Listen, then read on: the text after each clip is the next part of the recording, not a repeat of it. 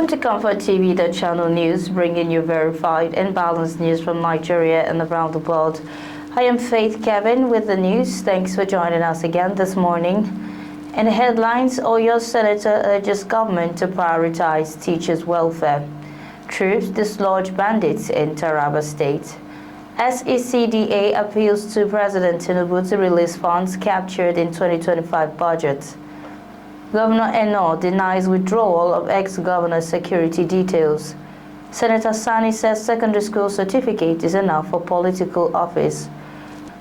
TED Fund set to host national town hall meeting to boost transparency and stakeholder engagement.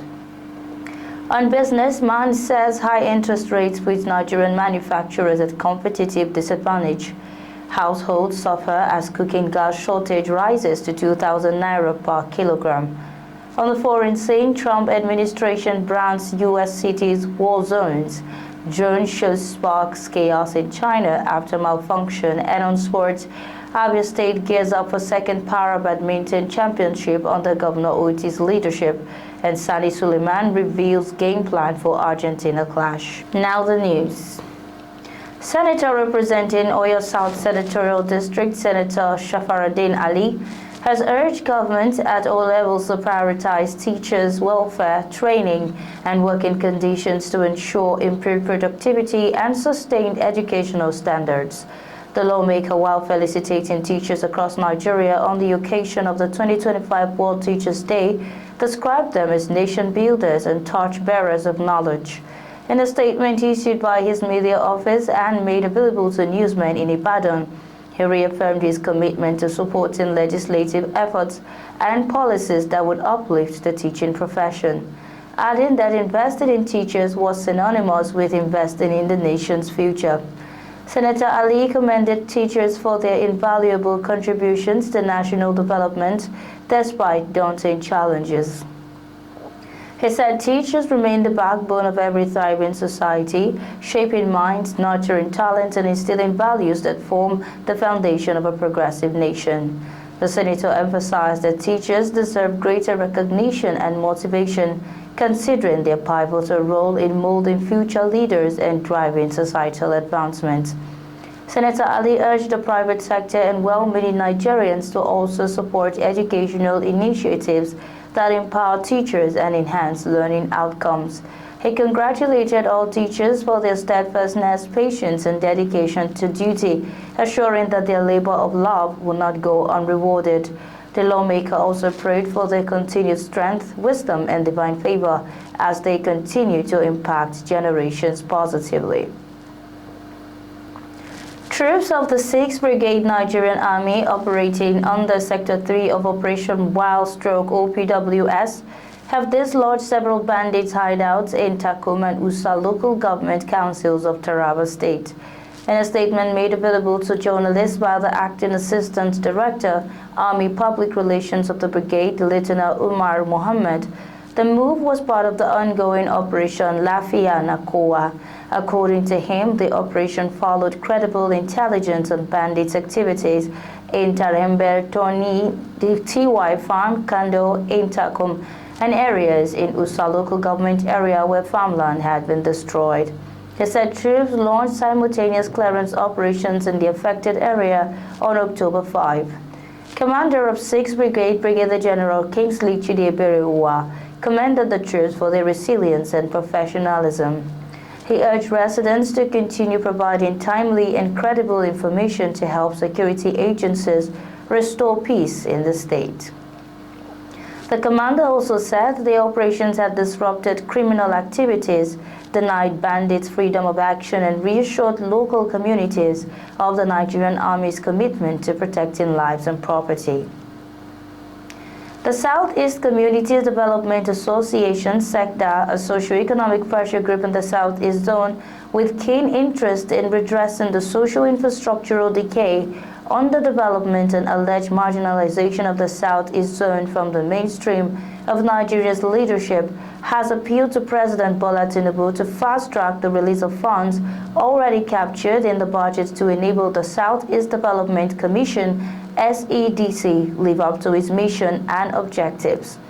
According to the group, President Tinubu gave hope of redressing the socio-economic and infrastructural balance against the Southeast zone by signing the bill establishing SEDC into law on assumption of office. But almost 2 years after constituting SEDC board, funds to start executing projects have eluded the commission. Sector expressed unhappiness with the lacuna that is presently existing in SEDC due to non-provision of funds, stating it is deeming its initial joy and overwhelming trust in the leadership. Sector made this known in an open letter to President Bola Ahmed Tinubu, where it called for his urgent intervention. The open letter of appeal was jointly signed by its National Director, Engineer Isidore Ehoche, National Secretary Barrister John Chukwuobasi, and Sector's legal advisor Barrister Chijioke Emenalo. Sector in a letter expressed optimism that President Tinubu will hack into the affairs in line with the renewed hope agenda of his administration. The Akwa Ibom state government has denied reports alleging that Governor Umar Eno ordered the withdrawal of security personnel attached to his predecessor H.E. Udom Emmanuel. Briefing journalists at the government house in Uyo, the State Commissioner for Information, Aniekan Umana, described the reports as false and misleading. He insisted that the deployment of withdrawal of police officers does not fall within the powers of any governor. The commissioner added that all former governors of Akwa Ibom State continue to enjoy their security details as approved by law. He urged members of the public to disregard what he called baseless propaganda, stressing that Governor Eno remains focused on promoting peace, unity, and good governance across the state.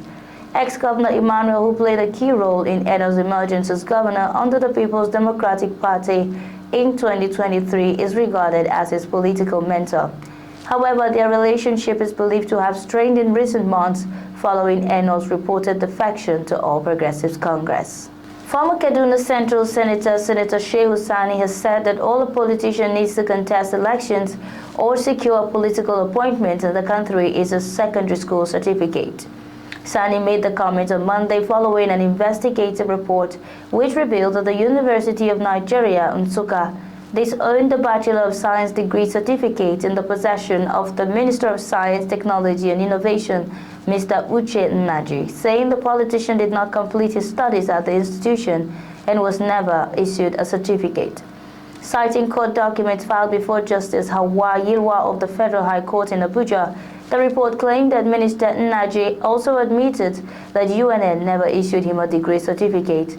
It said the minister instituted a suit against the Minister of Education, the National Universities Commission, NUC, the University of Nigeria, its Vice-Chancellor, Professor Simon Otwanya, the Registrar, a former acting Vice-Chancellor, Professor Ogwejo for UJAM, and the University Senate. The court granted 3 of the minister's requests, including an order compelling the university and its officials to release his academic transcript, but declined to issue an injunction against the defendants. Reacting to the development in a post via his X handle on Monday, Senator Sani cautioned political office seekers against making false claims about their academic qualifications. He wrote that all one needed to contest elections or to get a political appointment was a secondary school certificate, and that there was no way in the realm of politics anyone could claim unearned qualifications without their political opponents digging into the matter. He concluded that some troubles were unnecessarily self-inflicted. The Tertiary Education Trust Fund, TED Fund, is set to host a national town hall meeting in Abuja on Wednesday, October 8, 2025, as part of its efforts to boost transparency and stakeholder engagement. The event, chaired by TED Fund Board Chairman Right Honorable Aminu Bello Masari, will take place at the A-Class Park and Event Center, Wuse 2, Abuja. This meeting aims to provide a platform for stakeholders to discuss challenges facing Nigeria's tertiary education sector and explore ways to improve the quality of higher education. It also serves as an opportunity for TED Fund to share information on its ongoing and upcoming interventions, new guidelines, and procurement processes. According to a statement by the Special Assistant to the Chairman, Dr. Mansour D. Liman, the meeting aims to foster open dialogue between TED Fund and key education stakeholders while highlighting the fund's achievements and impact on Nigeria's tertiary education landscape.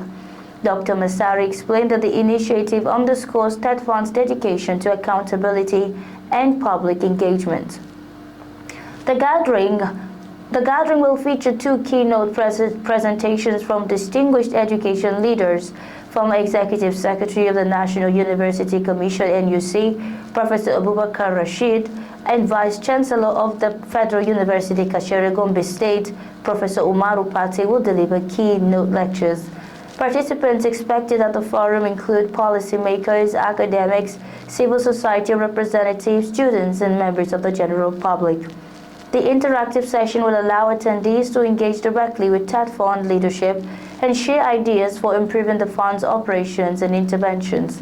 The meeting is part of TED Fund's broader strategy to enhance transparency and inclusiveness in managing resources that support infrastructure development, research, and innovation across Nigeria's tertiary institutions. The statement called on all education stakeholders and interested members of the public to attend the town hall meeting. Comfort TV, the channel's news, returns shortly with business, foreign, and sports news. Stay tuned.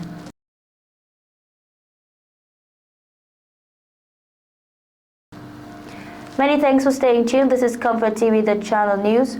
On business, the Manufacturers Association of Nigeria, MAN, have continued to bemoan the high interest rates in the country, noting that the situation has placed the nation's manufacturing sector at a competitive disadvantage against other countries of the world. Director General of MAN, Mr. Shegun Ajayi Kadir, noted that while expressing optimism that the recent decision 50 basis points reduction in MPR by the Central Bank of Nigeria will pave the way for deeper cuts in lending rates to boost the struggling manufacturing sector in the country, he lamented that manufacturers have over the past 5 years endured high borrowing costs driven by an aggressive tightening policy stance of CBN. Ajayi Kadir reiterated the need for a special financing window for manufacturers to enable them access loans at rates below the MPR. According to him, such a concession is pivotal for driving industrial growth, urging the Apex Bank to make an intentional decision to create conditions that make commercial banks more willing to lend to manufacturers and thus contribute significantly to economic growth. Recall that the Monetary Policy Committee (MPC) of the Apex Bank had last week at its 302nd meeting in Abuja reduced the MPR by 50 basis points, lowering it from 27.5% to 27%.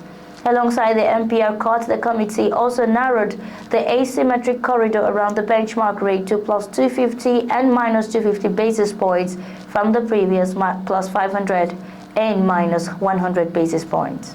Still on business, the price of refilling a 12.5 kilogram cylinder of liquefied petroleum gas, LPG, also known as cooking gas, has increased to 25,000 naira this week from 17,500 naira the previous week. It has been confirmed that the price of 1 kilogram currently retails at between 1,500 and 2,000 naira depending on the location. Executive Secretary of the Nigerian Association of Liquefied Petroleum Gas Marketers, NALPAG, Mr. Basi Essien, told press that the distribution of the product was disrupted by the recent industrial action by Petroleum and Natural Gas Senior Staff Association of Nigeria, PENGASAN. Reports also showed that many gas plants without the products were shut down in Lagos and its environs, making consumers to move from one place to another in search of gas. Recently, President of the Dangote Group, Alhaji Aliko Dangote, disclosed that the refinery was currently producing 2,000 tons of LPG per day, adding that it planned to increase output further in order to meet the nation's demand. Before the intervention of the refinery, the nation's LPG demand was largely met by the LNG Limited. In a report, the LNG Limited stated that it is committed to making clean, reliable energy accessible to every Nigerian home. The NLNG went further to say that since 2007, under its domestic LPG scheme, it has supplied butane, commonly known as cooking gas, to homes across Nigeria. Moving on to the foreign scene, the administration of President Donald Trump has branded Chicago a war zone as a justification for deploying soldiers against the will of local Democratic officials, while a judge blocked the White House from sending troops to another Democrat-run city. An escalating political crisis across the country pits President Donald Trump's anti-crime and migration crackdown against opposition Democrats who accuse him of an authoritarian power grab. In the newest flashpoint, Trump late Saturday authorized the deployment of 300 National Guard soldiers to Chicago, the third largest city in the United States, despite the opposition of elected leaders including the mayor and state governor J.B. Pritzker. Homeland Security Secretary Kristi Noem defended the move, claiming that Chicago is a war zone. But Governor Pritzker, speaking on the State of the Union show, accused Republicans of aiming to sow mayhem on the ground. In a statement, the governor called the proposed deployment Trump's invasion, saying there is no reason to send troops into Illinois or any other state without the knowledge, consent, or cooperation of local officials. A CBS poll found that 58% of Americans oppose deploying the National Guard to cities. The Trump crackdown is being spearheaded by ICE, Immigration and Customs Enforcement. The department has been rapidly expanded both in personnel and duties. ICE raids around the country, primarily in cities run by Democrats, having seen groups of masked armed men in unmarked cars and armored vehicles target residential neighborhoods and businesses, sparking protest. Days of 10 schemes in Chicago turned violent when a federal officer shot a motorist that the Department of Homeland Security (DHS) said had been armed and rammed one of their patrol vehicles. DHS officials have said that ICE officers also shot and killed 38-year-old immigrant Silverio Villegas Gonzalez during a traffic stop on September 12, accusing him of allegedly trying to flee the scene and dragging an ICE officer with the vehicle. Still on the foreign scene, a visual spectacle with drones and fireworks descended into a scene of chaos after several drones malfunctioned, triggering a fire and raining debris on the crowd below. The incident took place in Liuyang, Yunnan province in southern China during the National Day event titled October, the Sound of Blooming Flowers. Videos that went viral on social media showed spectators fleeing as flaming debris fell from the sky, with some attempting to shield themselves using chairs. According to local media reports, officials confirmed that no injuries were reported and that the fires were put out within minutes. Emergency crews set up a 1-mile evacuation zone and deployed additional firefighting units as a precaution. Authorities also added that unusually dry weather conditions might have contributed to the malfunction. Online reactions range from criticism, with some calling it a man-made disaster, to others making light of the situation, stating that fireproof umbrellas will be in demand.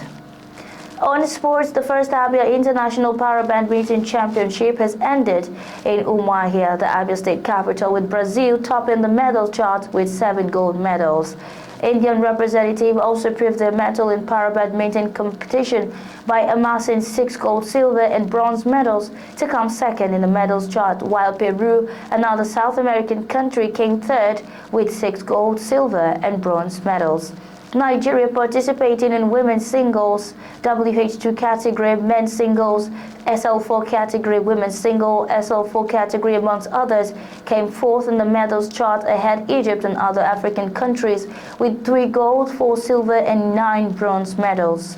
The 5-day event, which commenced on September 30, 2025 at the International Conference Center Umuahia, had 13 countries, including Nigeria, Abia, the host state, providing world-class facilities appreciated by sportsmen and women from participating countries.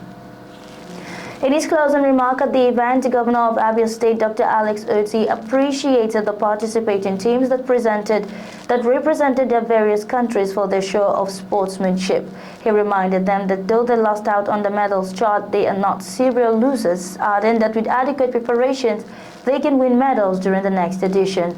The governor, who reaffirmed his administration's commitment towards promoting inclusion, added that his administration's mantra revolves around inclusion of persons, irrespective of gender, status, amongst others. He said as those in leadership position, it is imperative to pay huge attention to inclusion, reiterating that if a leader fails to pay great attention to inclusion, he can never get it right. Governor Oti stressed that it is also the responsibility of leaders at all levels to ensure that they provide comfortable and enjoyable life for those battling with challenges, while admonishing participants not to be deterred by their disability, but to turn it into something meaningful. Responding to an earlier appeal for the next edition to be hosted in Abia, Governor Oti announced that the state will host the second Abia Para Badminton International Championship, while also promising to make available the Naira equivalent of $50,000 to all the participants at the 5-day tournament. Still on sport, Flying Eagles winger Sani Suleiman has revealed the approach Nigeria will adopt when they face Argentina in the round of 16 of the 2025 FIFA Under-20 World Cup. Nigeria sealed their passage to the knockout stage after a hard-fought 1-1 draw against Colombia in Talca on Monday morning. Captain Daniel Bamegi's late penalty rescued a vital point for the Flying Eagles, who advanced as one of the 4 best third-place teams in the competition. Reflecting on the draw against Colombia, Suleiman revealed that the team's determination and teamwork were key to earning qualification and will remain central to their game plan against Argentina. The AS trenchant forward was one of Nigeria's most dangerous players on the night, troubling Colombia's defense. He came close to scoring when his curling effort struck the crossbar, one of 3 times Nigeria hit the woodwork in the game. With Argentina waiting in the next round, Suleiman insists the Flying Eagles will need to improve on their game if they are to progress. Though Suleiman will miss the clash due to suspension, the winger expressed full confidence in his teammates' ability to deliver a stronger performance. Nigeria will face Argentina, winners of Group D and one of the tournament's most informed teams, on Wednesday at the Estadio El Teniente in Chile. And that's our news bulletin for today. But before we go, here is a recap of our top stories. Oyo Senator urges government to prioritize teachers' welfare. Troops dislodge bandits in Taraba. Sector appeals to President Tinubu to release funds captured in 2025 budget. Governor Eno denies withdrawal of ex-governor's security detail. Senator Sani says secondary school certificate is enough for political office. TETFON set to host a national town hall meeting to boost transparency and stakeholder engagement. On business, MAN says high interest rates put Nigerian manufacturers at competitive disadvantage. On the foreign scene, Trump's administration brands U.S. cities war zones. And on sports, Abia gears up for second Para Badminton Championship under Governor Oti's leadership. Thanks for watching. For breaking news, exclusive interviews and more, follow us online at ComfortTV.channel on all platforms. Remember to like and share our videos, subscribe to our channel, and click on the notification bell so you don't miss out on any updates. I am Faith Kevin. Until next time, stay informed, stay connected.